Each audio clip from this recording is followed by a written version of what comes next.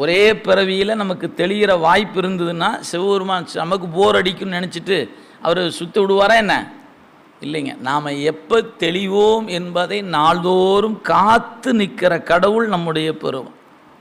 இவனுக்கு என்னைக்கு தெளிவு வரும், எப்போது இவன் தெளிந்த நிலைக்கு வருவான்கிற அந்த பக்குவத்தை நொடிக்கு நொடி நொடிக்கு நொடி பார்த்துக்கிட்டே இருக்கிறான். அந்த நொடிக்கு நொடி பார்த்து கொண்டு இருக்கிற இறைவன் நாம் பக்குவம் ஆகிவிட்டால் கணப்பொழுதும் தாமதம் இல்லாமல் வந்து நின்றுடுவான் ஞானத்தை உபதேசிப்பதற்கு. அதுதான் அவனுடைய பெருங்கருணை. அது அப்போ அந்த திறத்தை நமக்கு உணர்த்துகிற வண்ணமாக நாம் நேற்று எங்கே இருந்தோம், எப்படி இருந்தோம், இந்த செய்தி நம்ம அறிவுக்குள்ளே இருக்கணும்.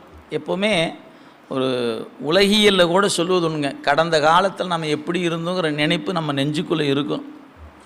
இன்றைக்கி ஒரு 10 ரூபாய் எடுத்து செலவு பண்ணுறது முக்கியம் இல்லை, ஆனால் நேற்று